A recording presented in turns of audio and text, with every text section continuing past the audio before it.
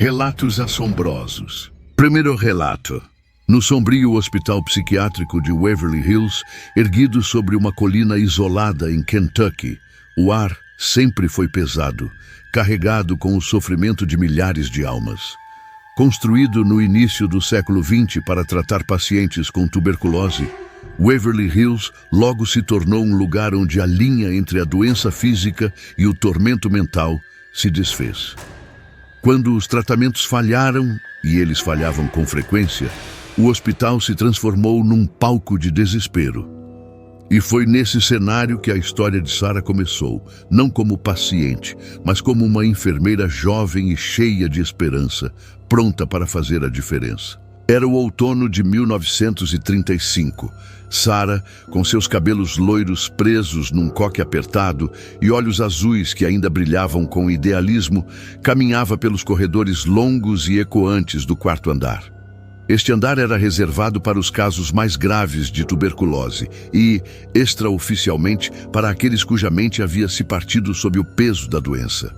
O cheiro de antisséptico, misturado a um odor adocicado e doentio, impregnava tudo.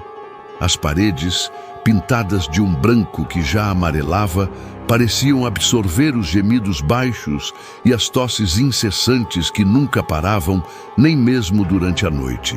Sua primeira tarefa era cuidar de um homem chamado Arthur. Ele era um ex-professor de literatura, um homem de raciocínio brilhante que agora passava os dias olhando fixamente para uma mancha de umidade no teto. A tuberculose havia devastado seus pulmões e o isolamento prolongado havia corroído sua sanidade. Ele raramente falava, mas quando o fazia, eram apenas fragmentos de poemas misturados com sussurros sobre uma mulher de sombras que o visitava à noite. As outras enfermeiras diziam para Sarah não dar atenção.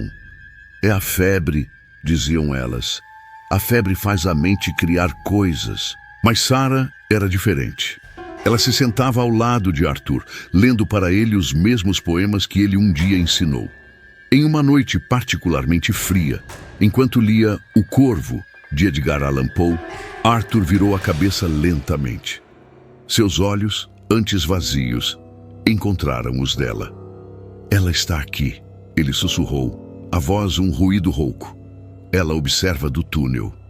Sarah sentiu um arrepio percorrer sua espinha. O túnel era o apelido mórbido para o corredor de 150 metros que levava do hospital a uma ferrovia no pé da colina.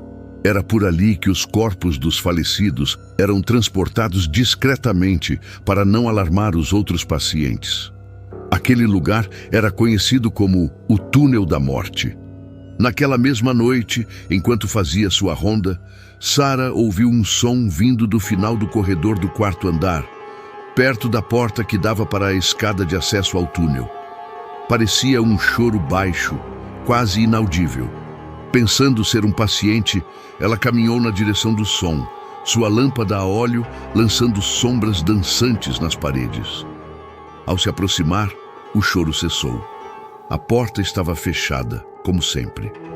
Mas no chão, em frente a ela, havia uma pequena poça de água escura, como se alguém molhado tivesse estado ali parado. Confusa, ela limpou a poça e tentou esquecer o incidente. Os dias se transformaram em semanas. O inverno chegou, trazendo consigo uma nova onda de mortes. O trabalho no túnel se tornou quase diário. Sarah começou a notar coisas estranhas. Portas de quartos que ela tinha certeza de ter fechado eram encontradas abertas. Objetos em sua sala de descanso apareciam em lugares diferentes e, o mais perturbador de tudo, ela começou a ver vultos fugazes nas extremidades de sua visão, sempre nos corredores mais escuros e menos frequentados. As outras enfermeiras pareciam exaustas demais para notar, ou talvez escolhessem não notar. Uma noite, durante uma tempestade violenta que sacudia as janelas do hospital, a energia caiu. O lugar mergulhou numa escuridão quase total, quebrada apenas pelos relâmpagos e pelas poucas lâmpadas a óleo de emergência. Sarah estava no quinto andar.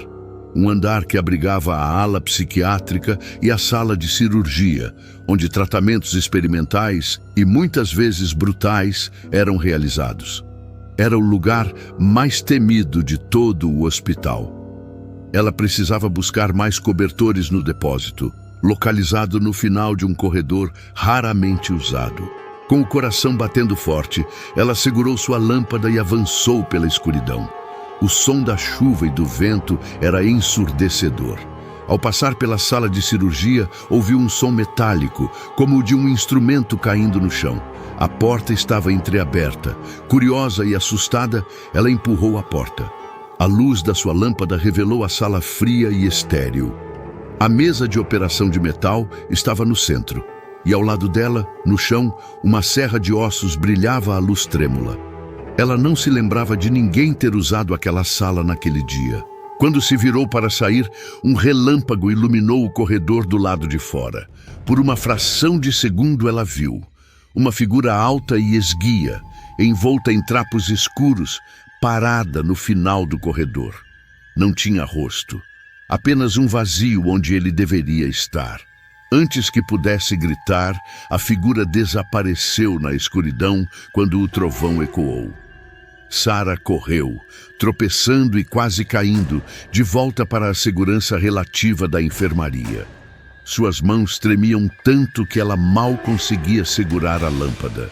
No dia seguinte, exausta e abalada, ela conversou com Mary, uma enfermeira mais velha que estava em Waverly Hills desde a sua inauguração.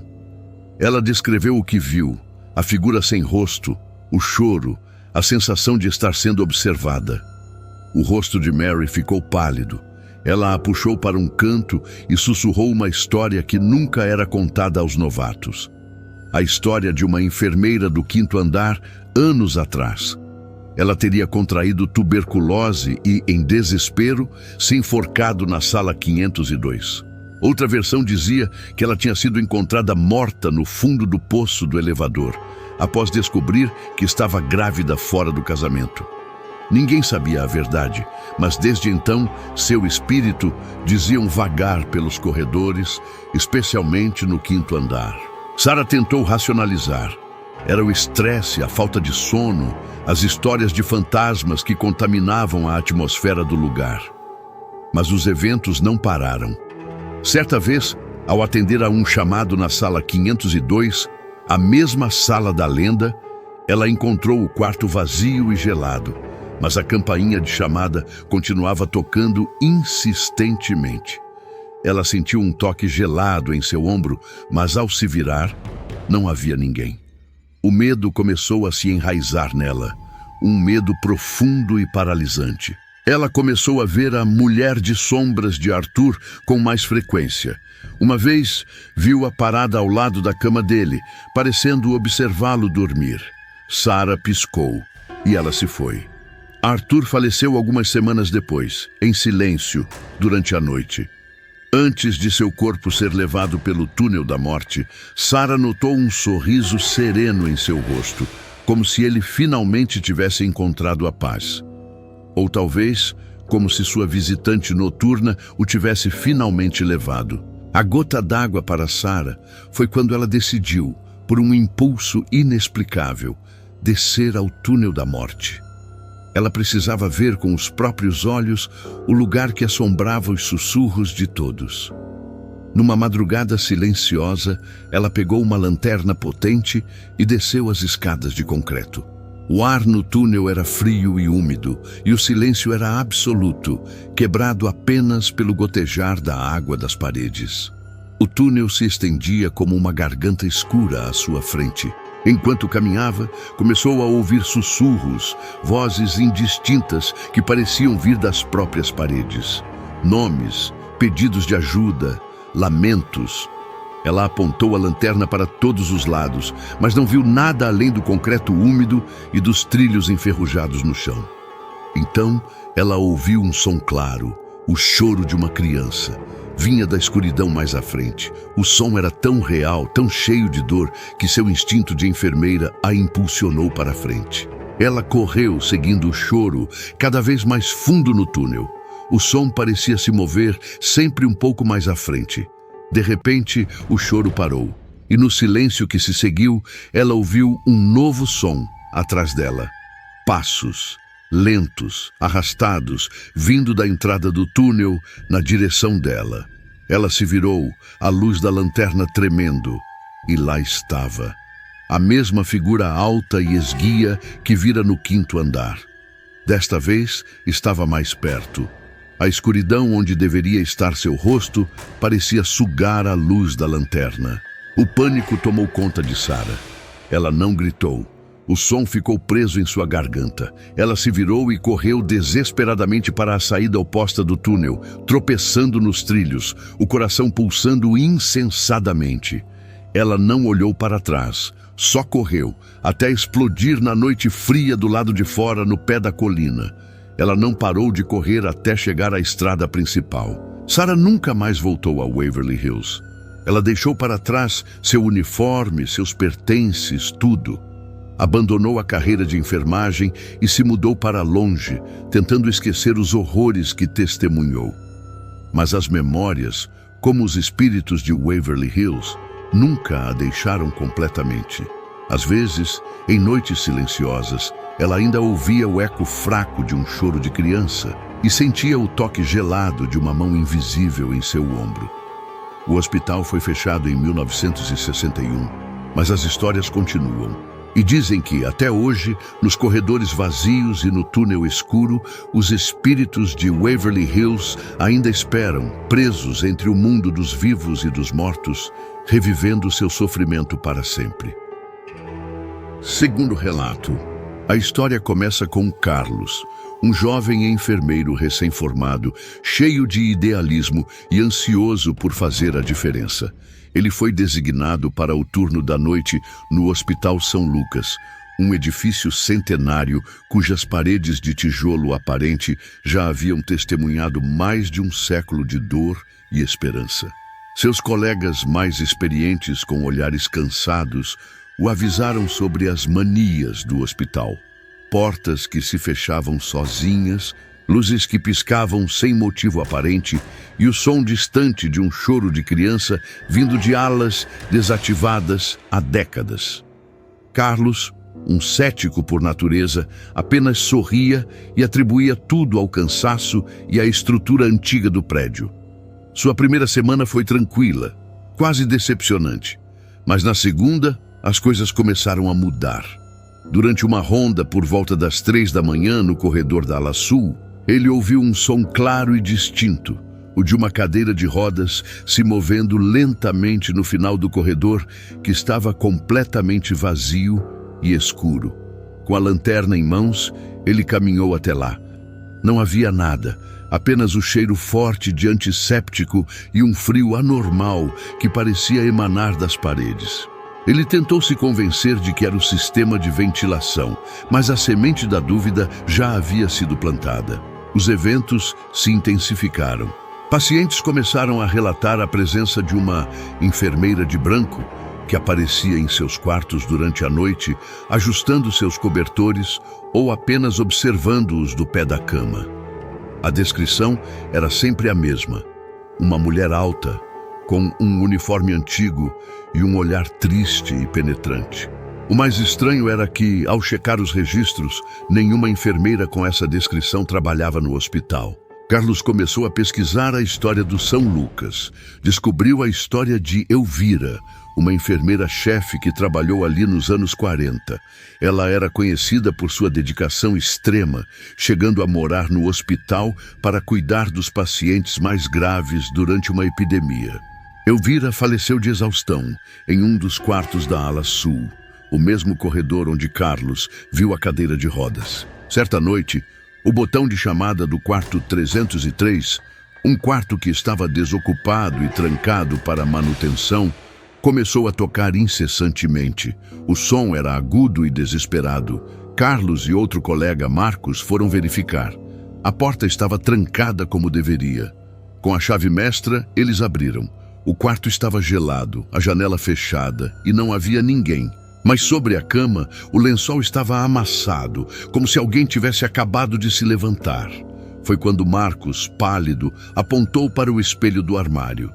Havia uma marca de mão embaçada, pequena e frágil, como a de uma criança, desaparecendo lentamente.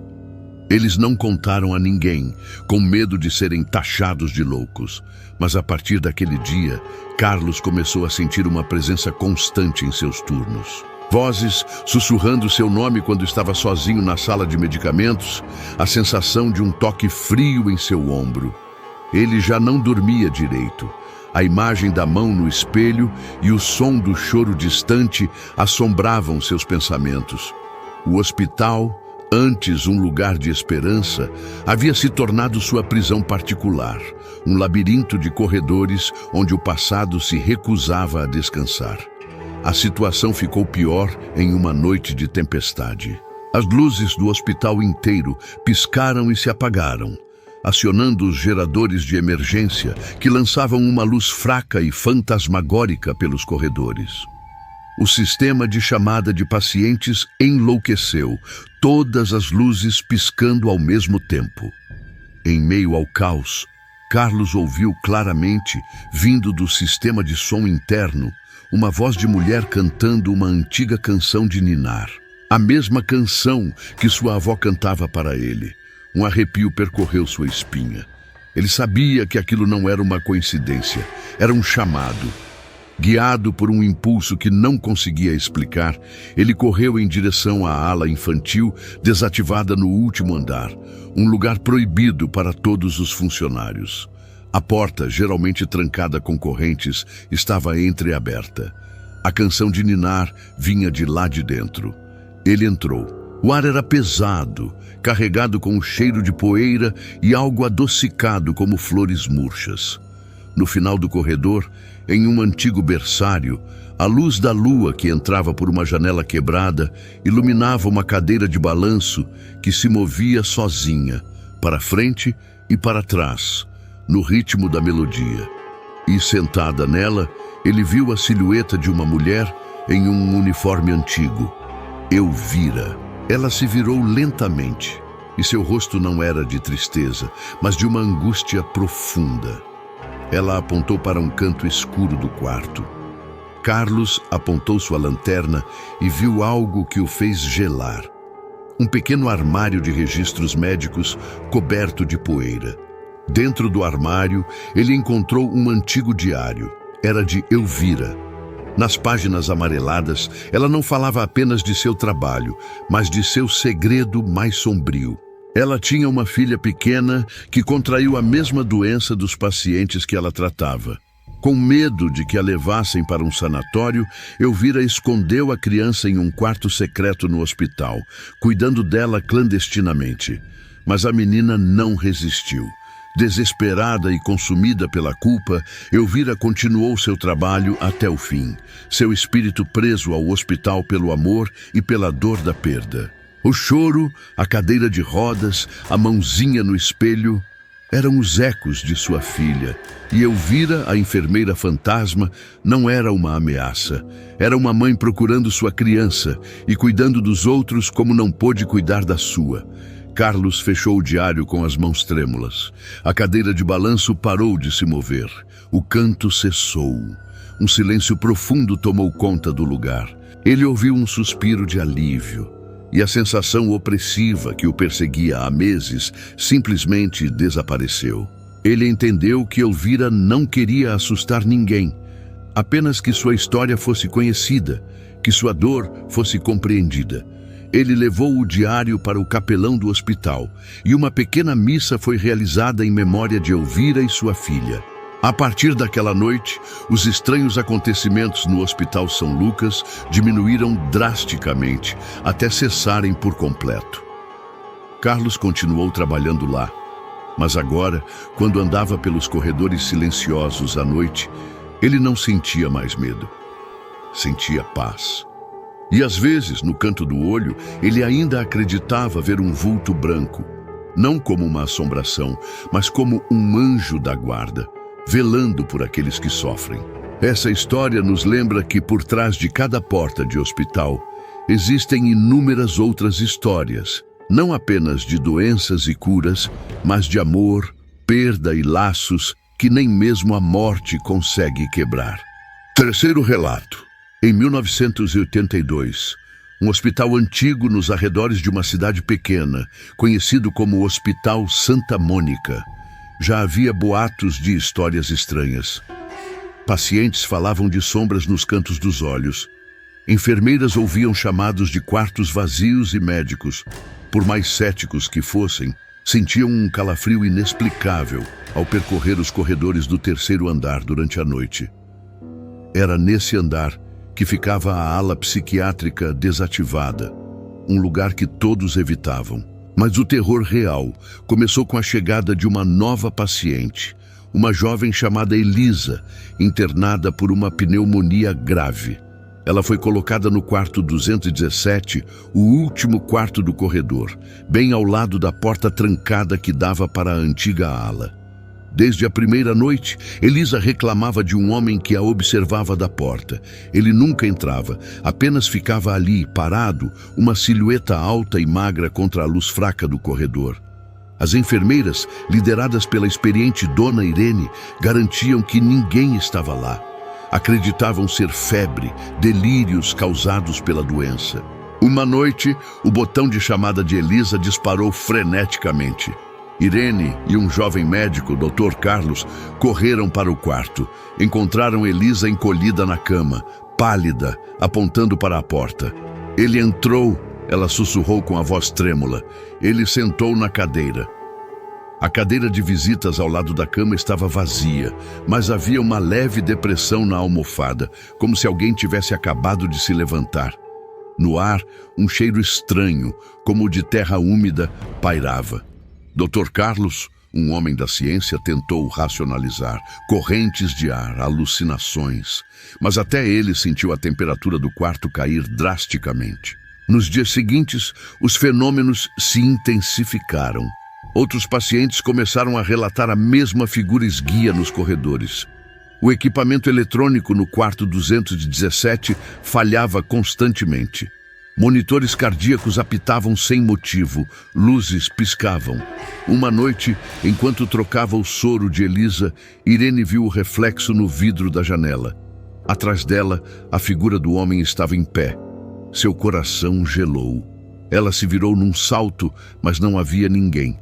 Elisa, porém, olhava fixamente para o canto do quarto, com os olhos arregalados de puro terror.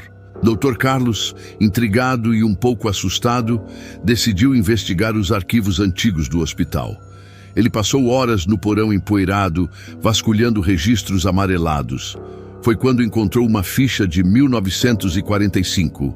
Um médico chamado Dr. Alistair Black, que trabalhava na ala psiquiátrica do terceiro andar. A descrição era arrepiante.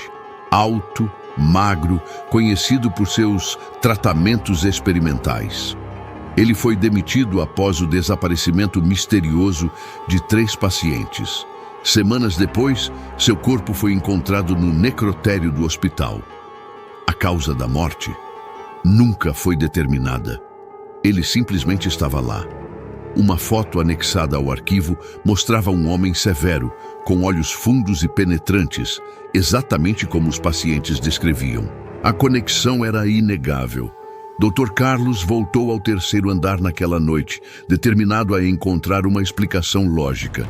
Ele levou consigo uma lanterna e um gravador de áudio. Ao passar pelo quarto 217, ouviu um sussurro vindo de dentro. A voz de Elisa. Por favor, me deixe em paz. Ele entrou, mas Elisa estava dormindo, embora agitada. O sussurro, no entanto, continuou, parecendo vir do próprio ar. Carlos ligou o gravador. Quem está aqui? Ele perguntou para o vazio.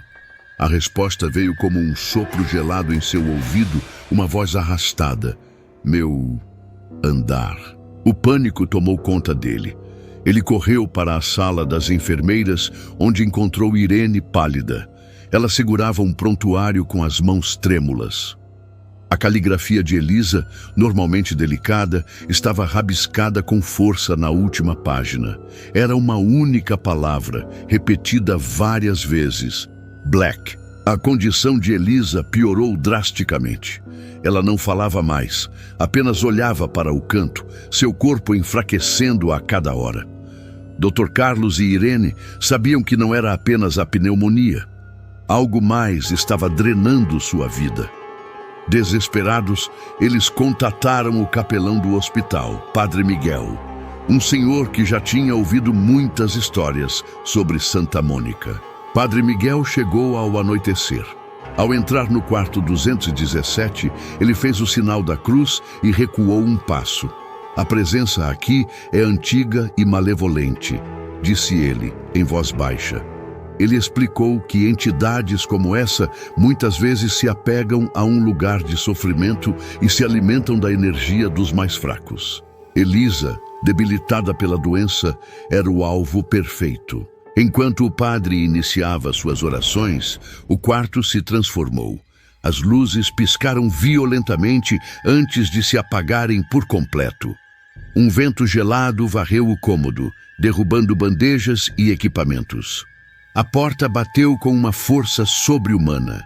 No escuro, todos ouviram o som inconfundível de passos pesados se aproximando da cama de Elisa. Dr. Carlos acendeu sua lanterna e o facho de luz revelou a figura escura de Alistair Black em pé ao lado da cama, com uma mão translúcida estendida em direção ao rosto da jovem. O terror foi absoluto. Irene gritou. Dr. Carlos ficou paralisado, mas Padre Miguel ergueu seu crucifixo. Em nome de Deus, eu te ordeno, deixe esta alma em paz e retorne para a escuridão de onde veio. Ele bradou. A figura sibilou, um som desumano que ecoou pelo quarto e recuou para as sombras, desaparecendo na parede que dava para a ala desativada. No instante em que a entidade se foi, as luzes voltaram e a temperatura se normalizou. Elisa respirou fundo pela primeira vez em dias, como se um peso tivesse sido tirado de seu peito. Nas semanas seguintes, ela se recuperou milagrosamente. Quando teve alta, ela não se lembrava de nada sobre o homem no seu quarto, apenas de um pesadelo longo e escuro. O Hospital Santa Mônica fechou suas portas 5 anos depois, não por causa dos fantasmas, mas por falta de verbas. O prédio ficou abandonado, mas as lendas continuaram. Dizem que, até hoje, quem passa pela rua à noite pode ver uma luz fraca piscando na janela do quarto 217 e, às vezes, a silhueta de um homem alto e magro, observando o mundo lá fora, esperando por seu próximo paciente.